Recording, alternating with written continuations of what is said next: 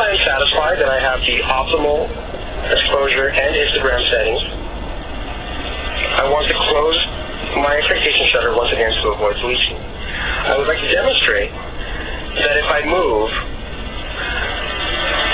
from one channel to another, that the settings that we have predetermined for both exposure and histogram remain saved.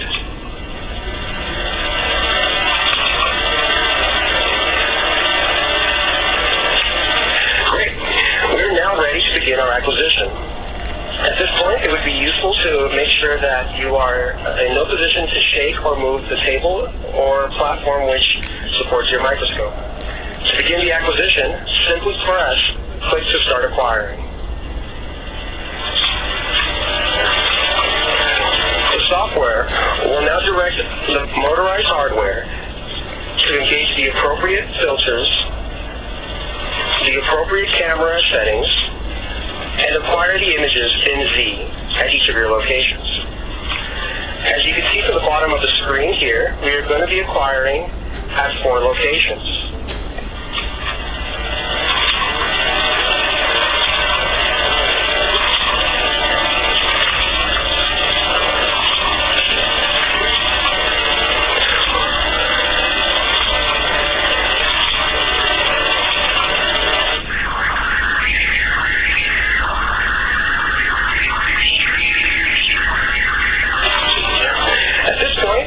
I'd now like you to post your questions regarding save your imaging settings for future acquisitions, selecting image file types and file output locations, or questions related to setting up your camera optimization steps. Please post them now. So a number of users are asking why we recommend JPEG 2000 versus TIFF. Our engineers have been working towards improving our ability to handle specific image data files.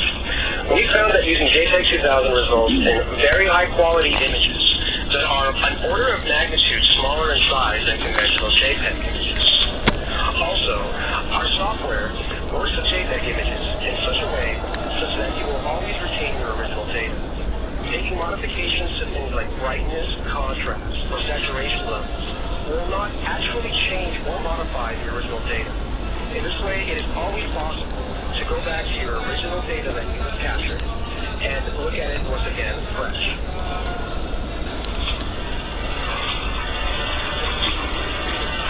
There's a question regarding acquiring multiple channel images without a motorized filter on the microscope. For those users that don't have a fully motorized microscopy system, our software is designed to work with this situation. So what we do is we set up a series of device command sequences, which simply prompts the user to engage the correct filter. So whereas the system I'm using now simply drives the microscope to make the movements and filter changes, what you would experience is a message telling you, now please move to this filter, or now please move to this other filter. Essentially, it can still be done, except it's done in a much more manual fashion. Great, thank you for your questions. Well, as we can see here, our acquisition is now done. I want to go ahead and close my expectation shutter once again. And now I will look at the acquired results. The acquired results box indicates to me that the acquired process has been completed. It tells me that all of my runs were completed, none were canceled, and none failed. I now want to go ahead and press I-Done. The software asks you if you're sure if you wish to close the workflow, which you can do knowing that your images and data files have already been saved. What you have just observed is a step-by-step live demonstration of the use of SRS Image Stack Series Acquire workflow. We believe that SRS Image Stack Series are a useful method for analyzing multi-channel stained tissue offline. This methodology has many benefits, including a more efficient use of microscopy hardware, avoiding a bleaching effect while analyzing your tissue, acting as a digital archive of your analysis, as well as being very easy to use. I'd now like to open up the questions for any final questions.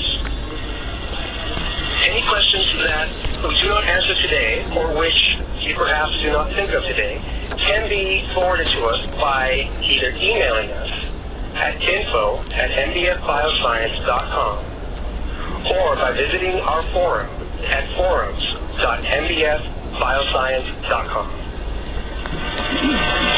Hi, Genevieve. You were asking if we can demonstrate how to open our image stacks or how you open these acquired image stacks. These image stacks are acquired as a series of JPEGs or TIFFs and a DAT file. The DAT file contains information regarding the contour that you've generated and the location of the Z-stacks in that contour.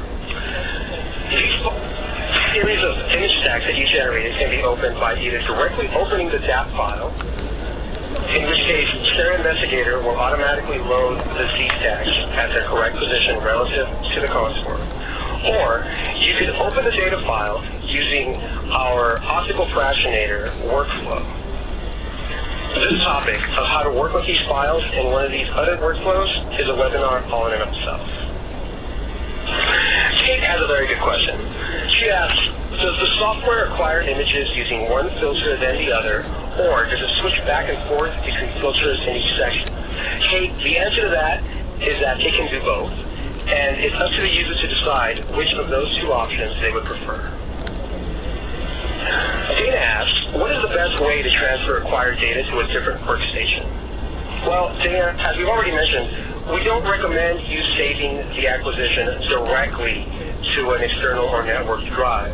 But once these image files are saved onto your local hard drive, you simply move the data file, the DAT file, and all the image files together to your workstation computer.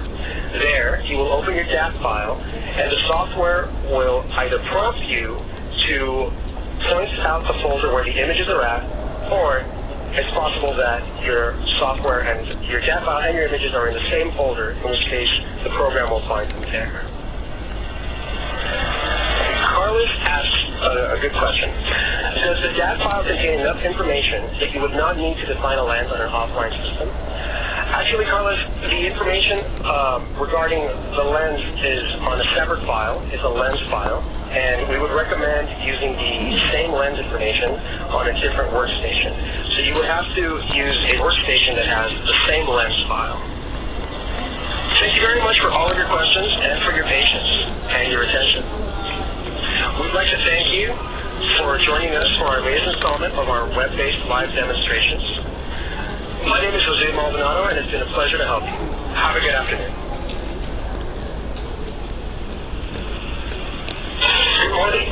My name is Jose Maldonado, and with me today is Dr. Susan Hendricks. Hi, everyone. Welcome to the latest installment of our continuing series of online courses. Today we will be presenting confocal stereology, a technical innovation from MBF Bioscience and Carl Zeiss Microscopy. Before we continue, please take a moment to adjust your speaker volume so that you may listen to us at a comfortable level. We'll pause for a second to allow all of you time to do that.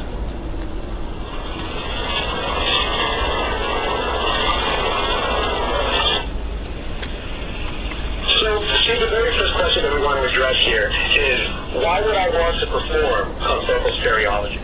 The answer is simple. If you want to quantify spines, synapses, co-labeled cells, or other very small things such as fibers, you're going to want to have true systematic random sampling. You're going to want to have confocal X, Y, and Z stacks. You want to be able to rapidly delineate your region of interest at a low magnification to avoid photo bleaching. And you're going to want the ability to automatically capture and place multiple confocal Z stacks at the correct X, Y, and Z positions relative to each other at high magnification within a single data file. Stereo Investigator, along with Zen software from Zeiss, work together for the efficient acquisition of confocal systematic random sampling image sites. A typical LSM stereology system configuration consists of the Zeiss 5 or 7 series laser scanning microscope running Zeiss Zen version 2009 or later. Additional components required are a motorized stage, a focus encoder, a digital camera with appropriate light source, as well as stage controller hardware. You'll also need a PC running Zeiss Zen 2009 or later, plus Stereo Investigator version 10.2 or later.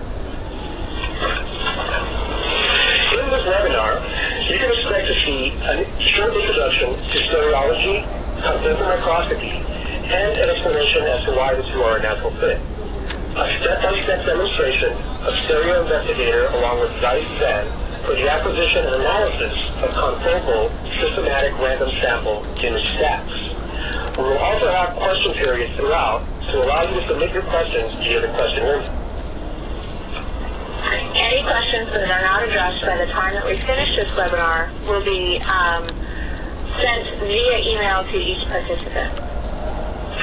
So in order to get started, why don't you take us through a brief description of what stereology is? Sure, I'd be happy to. So stereology is an efficient means of quantification that allows you to move from the qualitative differences that you may see to quantitative, statistically valid comparisons. It is considered the gold standard for reporting counts. Profile counting can be biased, and density measurements, the number of objects per unit volume, may not reflect the whole region or indicate a change in number. Stereology can be used to quantify a number of biological features, including cell population, cell size, regional volume, area fraction, or fiber length. The most commonly used stereological probes are listed on the right, and those are integrated into Stereo Investigator. We're going to focus on the optical fractionator probe, which allows you to quantify numbers of objects, so cell populations, synaptic numbers, spine numbers. In fact, Daniel Peterson pioneered the use of confocal stereology for quantifying objects using a confocal laser scanning microscope back in the 90s. And we've worked with him and since that time to continually improve the process to make it more and more integrated and intuitive. One of the hallmarks of stereology is systematic random sampling. What I mean by this is that we achieve systematic sampling to enhance efficiency by keeping the grid spacing and the counting frame size the same throughout all your sessions through your region of interest. We don't want to count everything that's possible within your region of interest. We want to sample and only count a subset of the available synapses in the entire striatum, for example. It's randomized because the location of the grid and therefore the counting frame always starts at a random location. This is done by Stereo Investigator. And so to illustrate that process, if we were trying to calculate synapse number in the striatum, we would delineate the striatum, define our grid size and our counting frame size, and Stereo Investigator would systematically fill that grid with a random offset over the region of interest. With each successive row of the grid, you can see that while the size and the spacing of the grid and the counting frame remain the same, the number of counting frames that overlie your region of interest and their placement is going to be randomized each time. Stereology also requires a thin depth of field. An important aspect of stereology is the ability to be able to discriminate whether or not an object interacts with your stereological probe. And so we need high resolution and a thin depth of field in order to be able to discriminate objects that are close to each other in X, Y, and Z positions. When you are performing stereology with bright field or wide field structured illumination applications, these thin depths of field are provided mainly by the objective lens, the numerical aperture of the objective lens. For bright field applications, it's also impacted by the condenser that's used. When you're looking for something that's very small, however, you want to be able to have greater resolution than can be provided by the objective alone. That's right, Sue. And in situations where users try to perform stereology using wide-field fluorescence, this can really become evident. Now, we've worked with Zeiss in the past to provide integration with various types of their hardware. And what we found is that our users require more and more precision with X, Y, and Z to be able to identify their objects of interest. To this end, we've also integrated the use of structural illumination devices such as the Apotome 1 and 2. The Apotome operates by removing out-of-focus light through an algorithmic process and the application of shadows onto your tissue. The differences can be quite remarkable. You can see here that a wide field image incorporates a lot of light that is above and below the focal plane of your region of interest, whereas a structured illumination device will give images that are much sharper in X, Y, and Z and allow the user to define objects of interest much more clearly. In regions of anatomy where cells are very densely packed, you can see the difference right away.